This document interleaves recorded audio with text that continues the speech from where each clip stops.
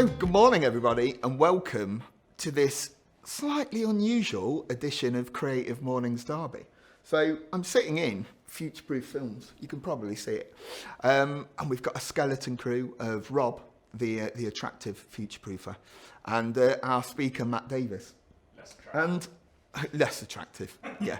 And it's a bit of an odd time. So we're in week 1 of the coronavirus pandemic.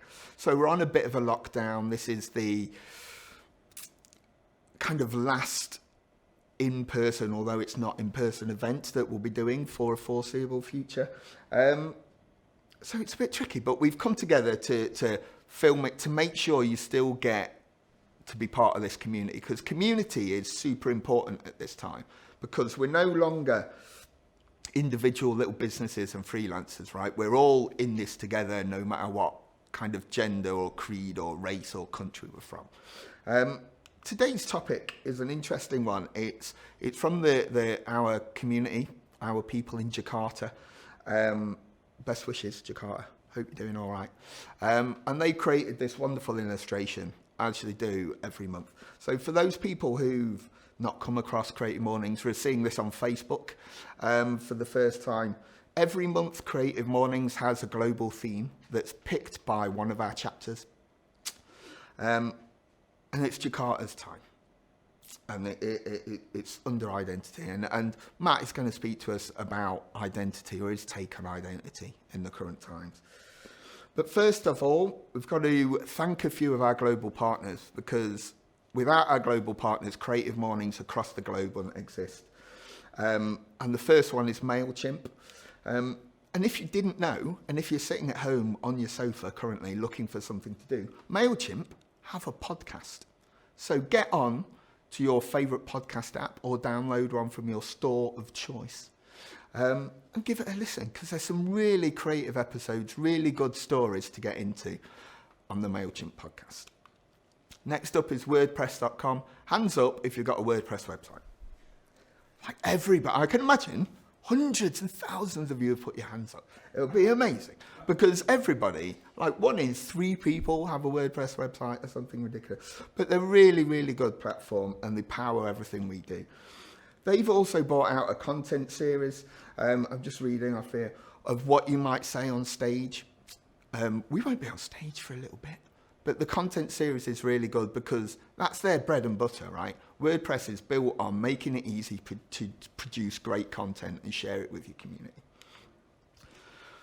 And not only is this March edition of Creative Mornings special because of the global situation we're in, we do have a brand new global partner, and that is Basecamp, right? And Basecamp is not only sponsoring this month's topic of identity, but our new global sponsor replacing Adobe. And Basecamp, if you haven't been on it, is a project management tool ideal for remote working. Ideal for remote working.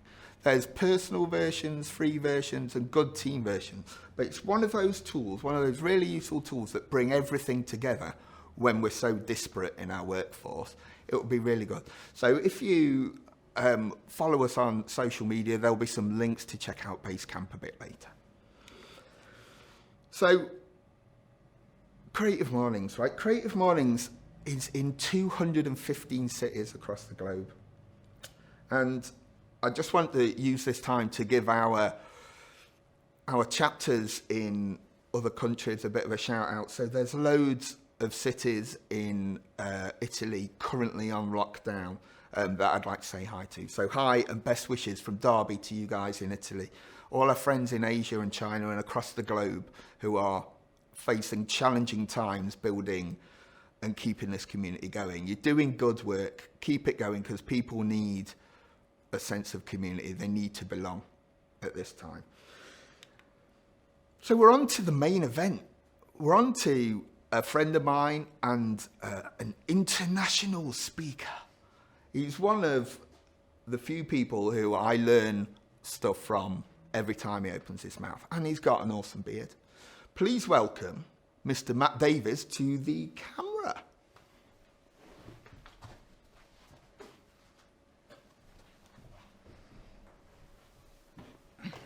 Thank you, Tim.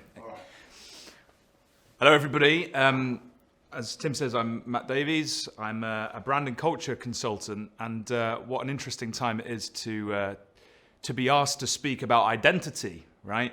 So when Tim asked me to speak about this, it was about 6 months ago, and I thought, this is going to be like a dead easy, very simple, kind of straightforward talk. I was going to talk to you about things like, really nice fluffy things, like how that consumers have less time, but they have more choice.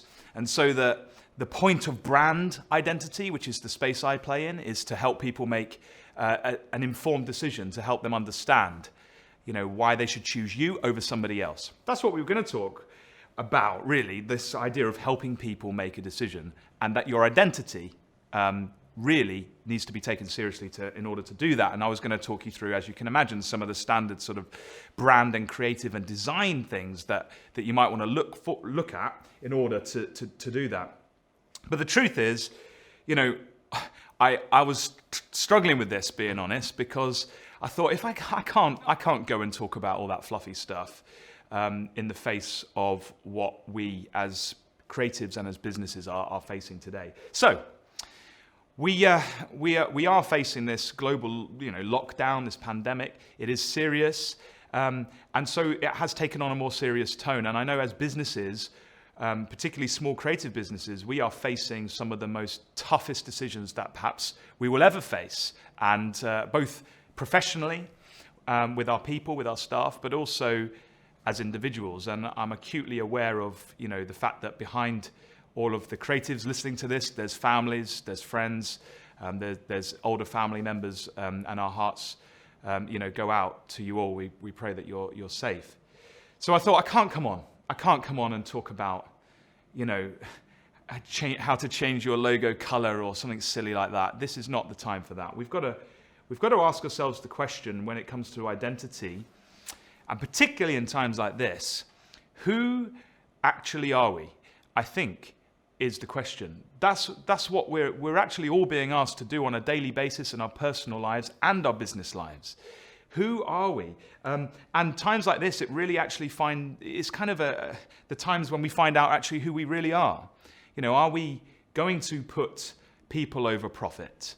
Are we actually going to serve our customers so that they're safe?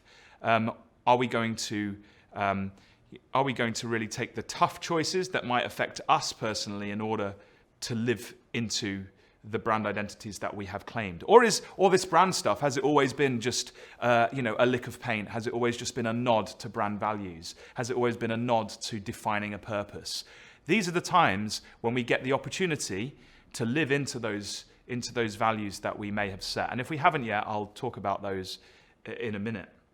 So this is kind of, really what we were going to look at. I was going to talk about brand identity. I've called this thing the brand berg, right? So, above the water, we've got all the things that people can see. And the space I actually play in really most of the time is below the water, is in the strategy area, working with leadership teams to kind of, have those North Stars to guide them through. And as I was thinking about this problem that we're all facing, I was thinking about the fact that actually the principles of brand thinking, there has never really been a time when perhaps they're most important. Tim talked in the warm-up about the idea of community.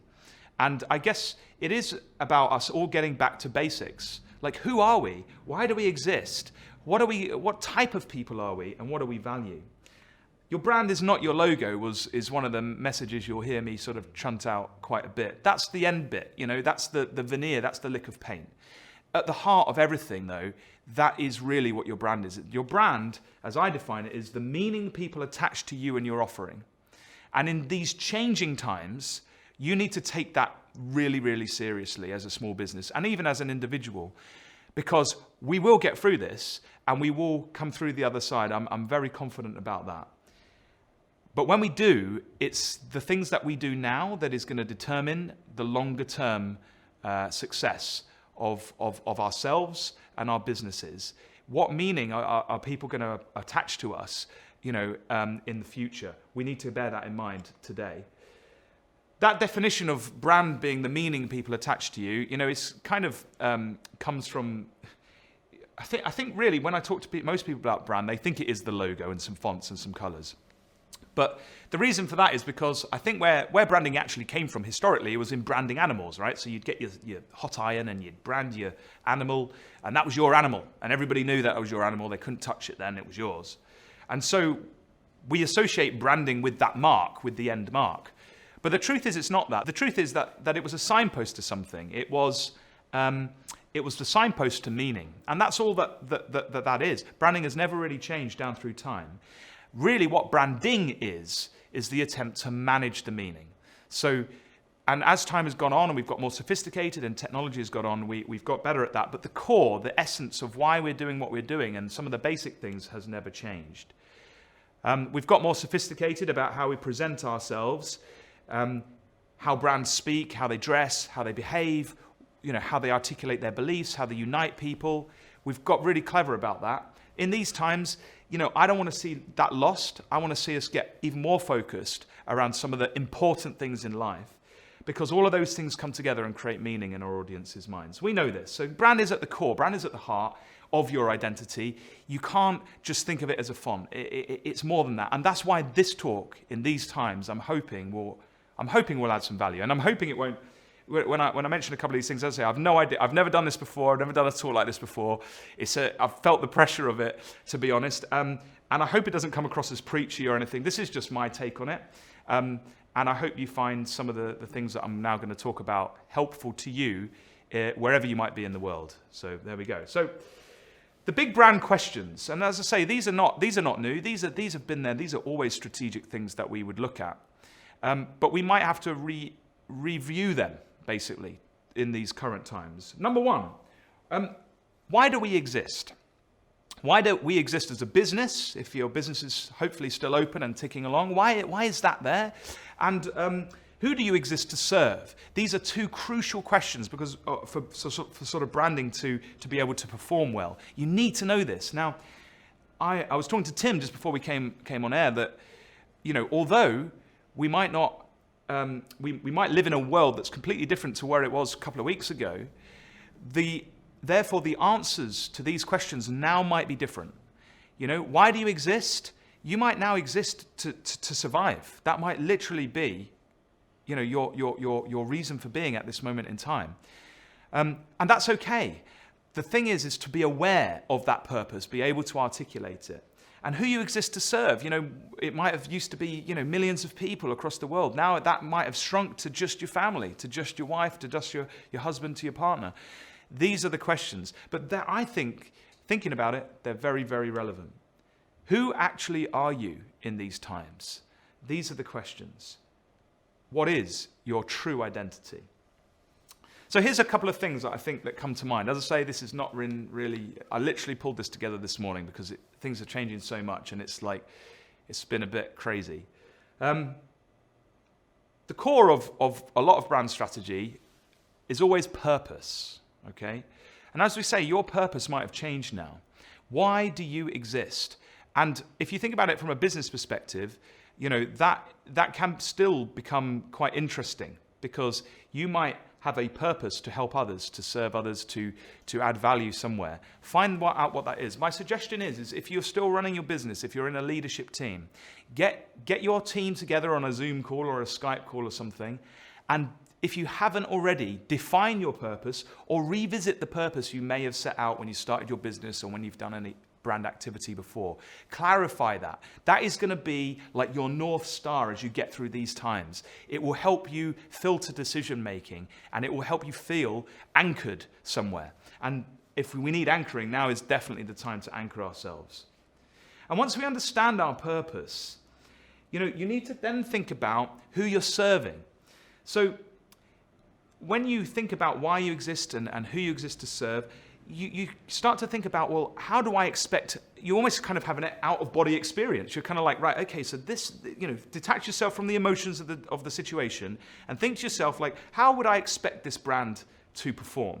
And think about who you're there to serve. So how are you going to serve your people, your customers, your partners? How are you going to serve your peers? We talk about competition a lot. Maybe now is the time to scrap that idea and to think about how we're all going to join forces together. your biggest rival in business, reach out to them on LinkedIn. Try and serve them. Your people, are you going to put them first? Their safety, their health? Are you going to have to be much more flexible than ever? Are you going to have to be kinder than ever, more understanding? These are the things. Same with your partners. If you can survive without charging through the roof, let's have those conversations. And obviously your customers, they've got to be crucial. You're here usually as a brand, as a business, to serve customers. So my suggestion is to use brand principles to guide your business decisions through this crisis. Set those things up. Who do we exist to serve, and why do we exist? And go through these. Now, as I say, I pulled this together this morning, so I think this is running backwards, so bear with me. I was going to say to all those business leaders out there, just remember, you're not alone, for sure. Like, there will be other people facing exactly what you're facing right now. Now is the time. We're just still at the early doors of this problem, at least when we're sitting here. Now's the time to reach out. Get yourself a little network of other people you know who are in a similar situation. Seek support from your staff. You don't have to tackle this alone. If you're struggling to pay them, tell them.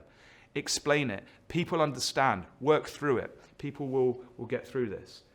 But be decisive. And what I mean is listen. Listen to what people have to say, but think about your actions in light of that core purpose that we talked about and your values. And then decide and be sure and strong on your decisions. And have a rationale behind them so that you can explain it. It's jumping right all over the place, sorry. I was going to say here, remember in these times, although you're feeling it personally, the best way to succeed is to think about others. That will limit your anxiety. Help others. It's not all about you and your business. It's about your customers. It's about safety. It's about other people. Think about them. And be proactive. Get ahead of things. Be creative. We're going to talk about that in just a minute. We're in the Creative Mornings here. So get ahead of things and put the safety first. Don't wait for the government necessarily to always tell you something. Be thinking ahead. What could happen? Contingency plans as best you can. Now, I hope that didn't sound too preachy. I'm just trying to throw some ideas out here to give you some sort of principles. I just wanted to show you a couple of examples of things that I've literally come across in the last few days that you might find helpful. So this is River Island, of all places. This is how they're communicating to their customers. And obviously, they're using language that their customers would understand. They're reassuring their customers that they understand you're probably exhausted by all the information, but this is our take on it. Things like that are very helpful. This was Clark's. We talk about purpose and we talk about core brand values. We talk, in essence, the heritage of your business, the heritage of your brand. Draw on that in these times. This is Clark's. They were saying they were founded in 1825, and they talk about their legacy and what that means, and that they've obviously gone through really tough times, various wars, etc.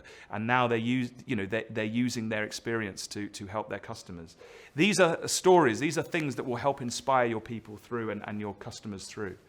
Tide is setting up a community group. Tide's a bank, and that came through. We've got the Creative Industries Federation, which I understand are offering 6 free months, although I tried to do it and their form wasn't working. Hopefully they'll get it back up by the time this goes out. So check them out, because they're going to be issuing information for the creative industries specifically, and it's free to join for 6 months. I think Mainframe, our partners, sent that out. That's true. Hannah York, actually. Emails and stuff. Yes. So if you signed up, you've probably got it. Yep. Hopefully everybody heard that. Mainframe, our partner, sent that out. Hannah York. So if you need any other information like that, check out Hannah York, check out Mainframe, or obviously check that offer out. But there's loads of things going on. This is a Derby company. I'm in Derby, so I thought I'd give a shout out to Recart. Recart are kind of offering, they're offering like a very ad hoc kind of on the fly service. They're into recruitment. I can't pitch them as well as they could pitch themselves. But thinking about, in these difficult times, how could we actually help people? They've basically put a post out and said, if you're out of a job, mention it here. And if you need people to come and work for you, put it onto this post. Very simple, very interesting. No one's making any money. This is them being proactive. This is what I was saying before, getting ahead of the curve, trying to help people.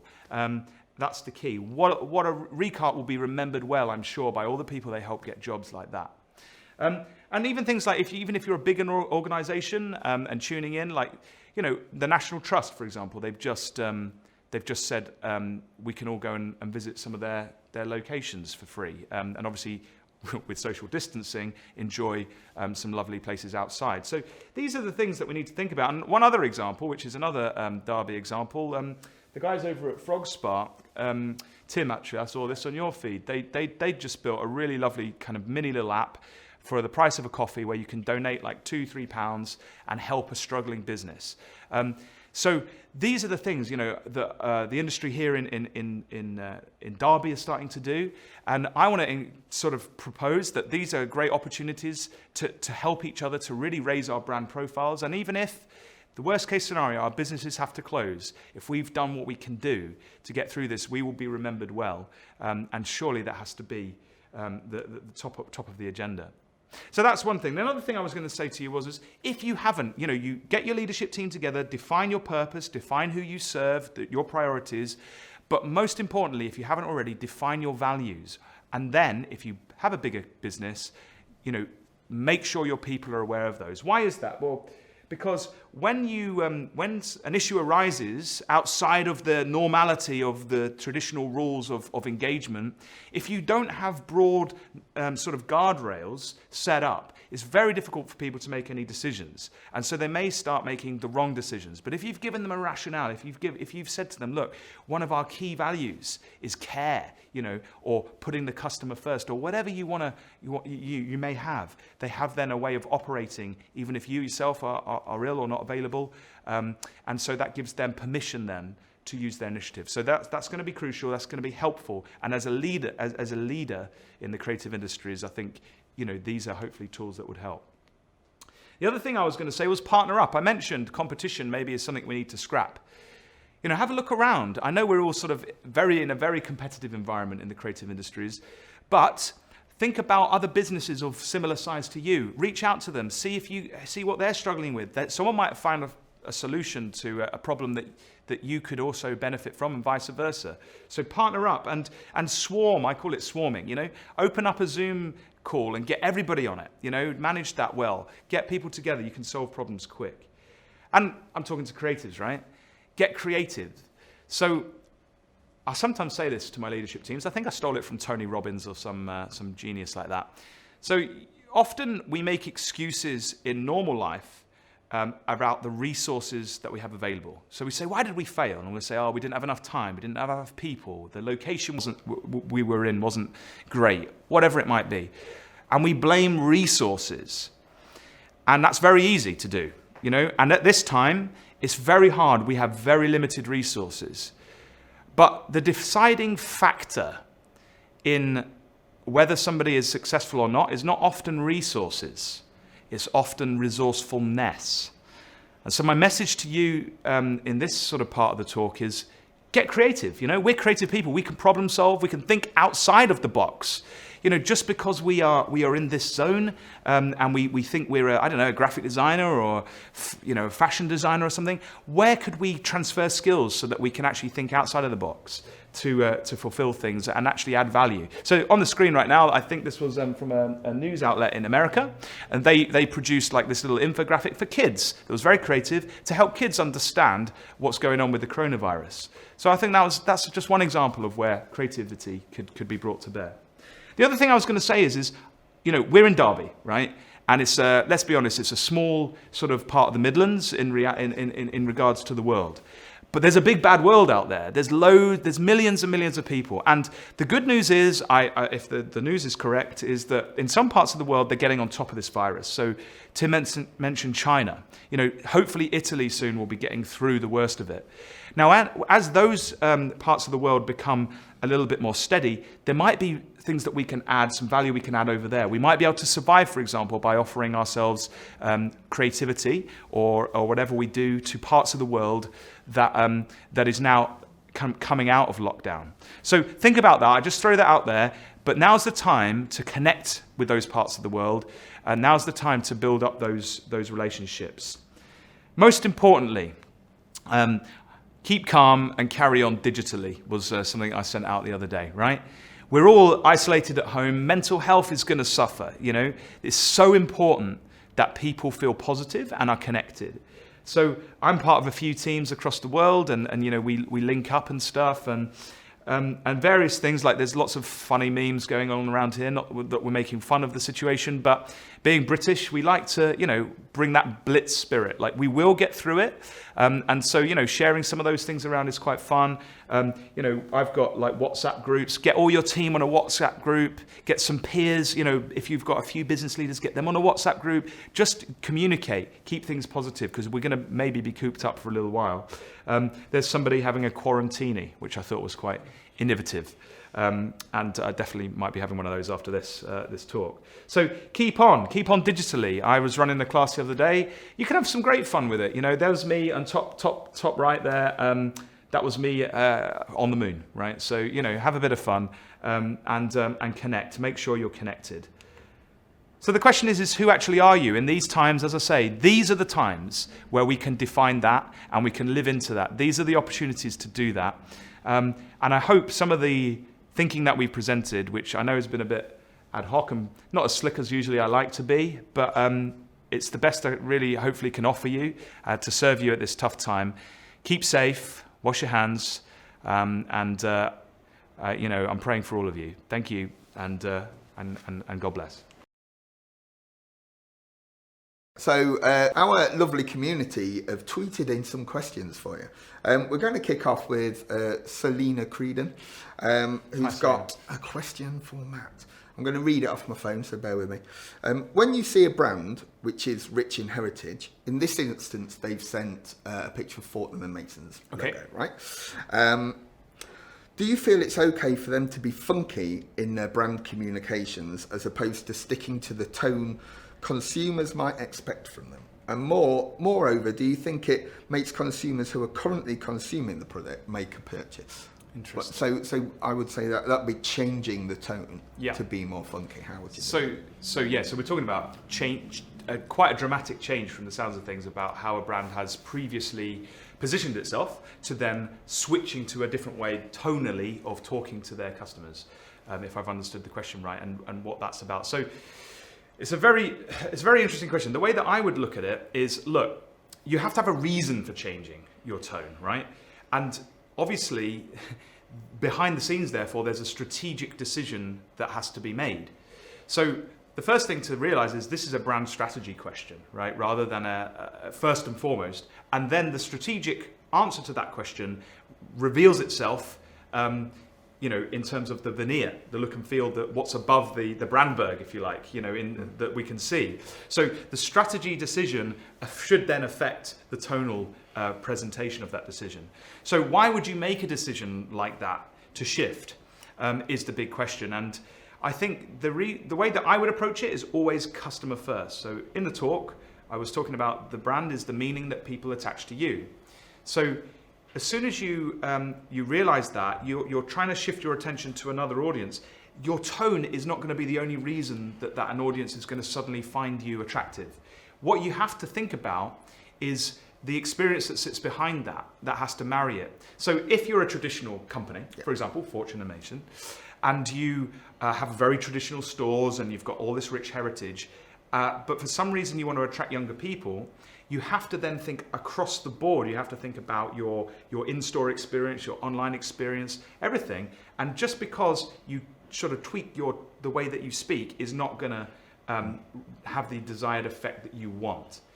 I would suggest, final bit of the answer, that if you want to shift audiences and you have a rich heritage, it's actually much easier to set up something new than it is to try and steer a massive ship or chain a massive monster. If you're going to change something, it shouldn't be a sudden change like someone could recognize, oh, hold on, they were talking to me like this before, now they're talking to me like this. You need to phase that in over time. It takes a long time. If you want to create something new and funky for a new audience, create a new brand, define who you're actually going to serve is a different type of person, and the way you serve them is going to be slightly different.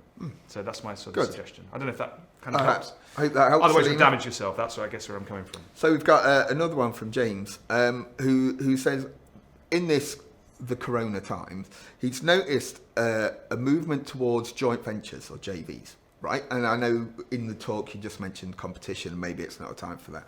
So when you're bringing two brands together in a joint venture, is there any kind of tips or hints or anything else that is important? Should one brand lead or not over the other, for example? That's a fascinating question.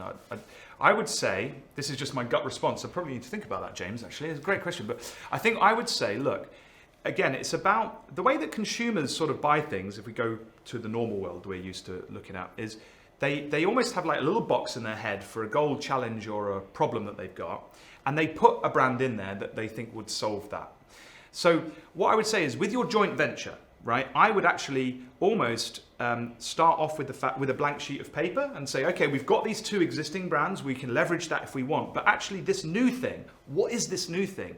What's its purpose? Who is it serving? And then you kind of figure out, well, actually, maybe we need a completely new brand identity, which says, this is who we are, this is what we stand for, very focused. Oh, and by the way, it's powered by these other two businesses that are powering this. That way, then, that is one approach. The other approach is, as James has said, is just to kind of have one lead it and the other one tag on. Less powerful. And also the other one is just to try and keep them both the same, but then it's really mixed messages in terms of the presentation. So my gut feel on that one would be create something new, call it something new, and then just leverage it to both the other brands, to their audiences, but define your new audience for that new product. So. Okay, yeah, interesting. Good question, James, good question. Great. And final question is from Hannah York. Again, we shouted her out, little Hannah from Mainframe. Hello, Hannah. Who asked, as an event-based project, how do we keep our brand alive when we can't host in-life events? So, yeah, very apt. I don't have all the answers to these questions. I think the thing is to say, okay, we said in the talk, resources are a problem, but resourcefulness should never really be a problem, particularly for creative people. So we're creative. So already today, we have begun to solve one of the problems within the parameters of what we can. So, I would say digital is the way to go for events. Creating valuable content. People are going to be stuck at home, for ages. This is actually an opportunity for events companies, I would say, to create content because they have people who are just going to be bored out of their minds. So how could you make that exciting? My suggestion is to explore, and we've talked about this, to explore something like Zoom, right? Where you can actually, so I run online workshops all the time. So technically I'm kind of a, section of my business is events, but for leadership teams. So what I've been doing is taking a platform like Zoom, others are available, and one of the features that's really cool is you've got things like digital whiteboards, so you can get people to collaborate together, which you wouldn't normally perhaps do as easily in face-to-face. And the other thing is breakout rooms digitally is awesome. So with Zoom, for example, I just say that because I've been using it recently.